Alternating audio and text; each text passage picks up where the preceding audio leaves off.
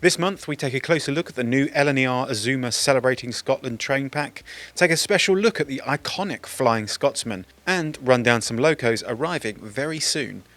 I'm Mike, we're Hornby, and welcome to Signal Box.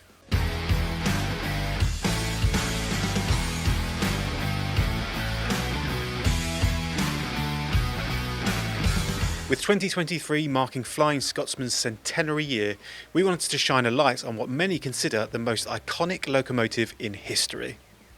Flying Scotsman was built in Doncaster, the first locomotive of the newly formed London and North Eastern Railway. It left the works on the 24th of February 1923 with number 1472.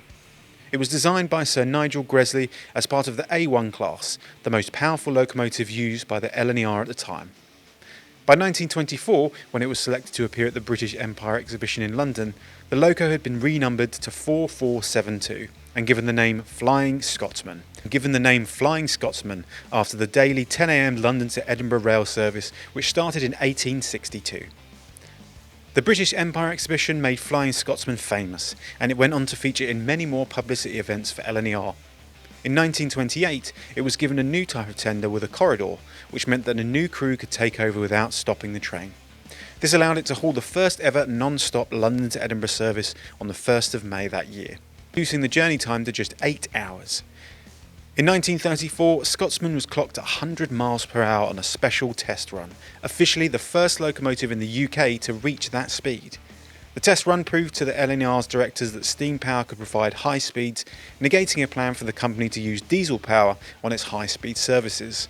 LNER passenger locomotives had always been painted apple green, but during the Second World War, Flying Scotsman was repainted in wartime black, in common with all railway stock.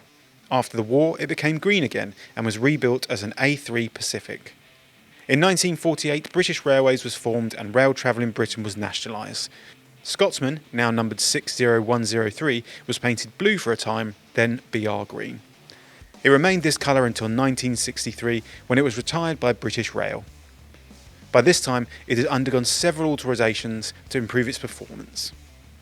In 2016, the painstaking £4.2 million project to bring the legend back to life, resplendent in BR green livery in its guise as 60103, was completed. As the restoration process came to an end, all eyes were once again trained on the world's most famous locomotive.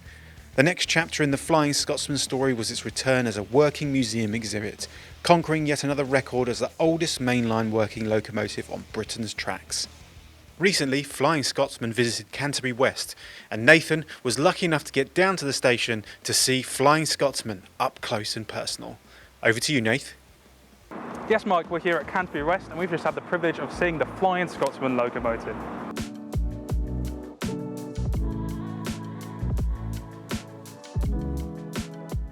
It's stopped here at Canterbury and you might even be able to see behind me that it's filling up with water before it goes on with its journey.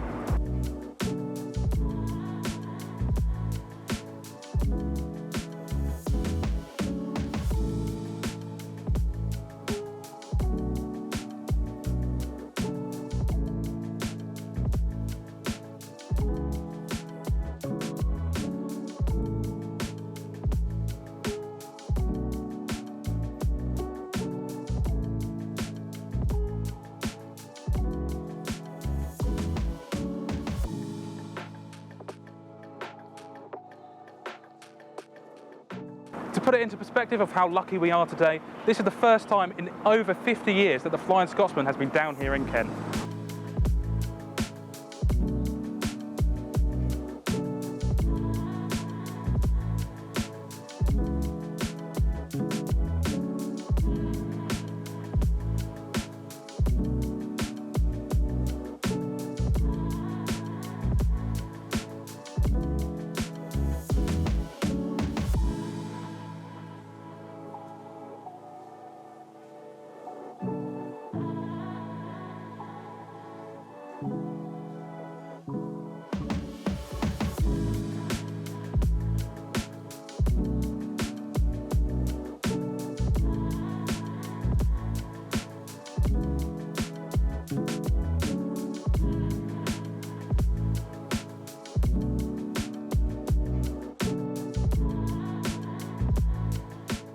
And in fact today we've brought along our Flying Scotsman train set, and hopefully we can get a photo of our model next to the real thing.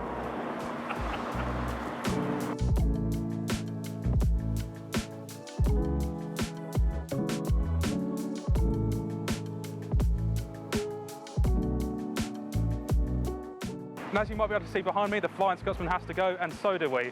So back to you in the studio, Mike. With 2023 marking the centenary year of Flying Scotsman, we have no doubt that it's going to be an exciting year for model railway enthusiasts, Flying Scotsman enthusiasts and railway enthusiasts across the globe. Sticking with the Scottish theme, we recently got our hands on the special LNER Hitachi Class 800 Azuma Celebrating Scotland train pack. Set 800104 was chosen for the launch of the flagship 0540 Flying Scotsman service from Edinburgh to London King's Cross on August 1st, 2019, along with a 1730 return working, and for the occasion a new livery, Celebrating Scotland, was designed, featuring a newly created LNER tartan. It was not unusual or unheard of for the Azuma to be diverged at the WCML, as per the destinations on this Hornby model. Designed by Ken MacDonald of Houston Kilt Makers in Paisley, the tartan colours combine blue from Scotland, red for England, white for the Yorkshire Rose, purple for the Heather of Scotland, green for the rolling hills and landscape along the ECML, and silver grey to represent the tracks of the railway. We have some great locos that are available now and arriving soon, so let's see what's due in very soon.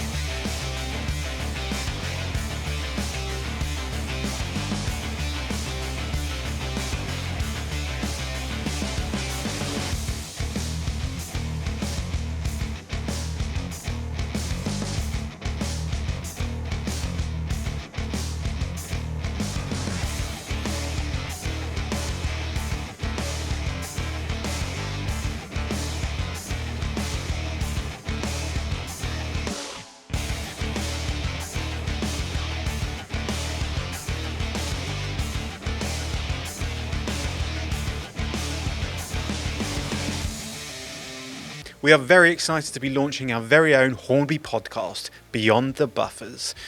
We'll be sitting down for a cup of tea and a chat with designers, model railway enthusiasts, historians, and we'll be talking about all things model railways and Hornby. You'll be able to watch the series right here on YouTube, but you'll also be able to listen to the podcast over on Spotify. We're really excited to bring you this podcast, and of course we'd like to hear from you as to what you'd like us to discuss in Beyond the Buffers. So comment below and let us know, and of course keep your eyes peeled on social media for when the official launch date is out. Mr. Hornby, aka Simon Kohler, joined the Mayor of Crewe, Colonel Tom Dunlop, and the Chairman of Crewe Heritage Centre, Gordon Hedden, this week for the rededication and to reveal the nameplate at the ceremony of 87035 Robert Burns. The locomotive was named after Robert Burns, born in 1759, and regarded as the national poet of Scotland, who was recognised for his work focusing on universal themes of love and nature. After 87035's new livery was applied, the locomotive group hosted a rededication ceremony which took place with members of the restoration group. We'd like to say a big thank you to everyone who voted for Hornby in British Railway Modelling Awards, which were announced at the London Festival of Railway Modelling over the weekend. We were thrilled to find out that Hornby had received awards including Gold for 00 Coaching Stock of 2021 for the SR Bogie luggage van. Thank you again to all who voted. If you missed it, the latest edition of Engine Shed is available to read on our website. This month's edition looks at our new Sentinels, a group of growlers and some great locos arriving soon. So make sure you head over to hornby.com to have a read. Well, that's all for this month. Don't forget to like and subscribe and of course comment. As always, thanks for watching. I'm Mike, you've been great, and I'll see you at the next stop.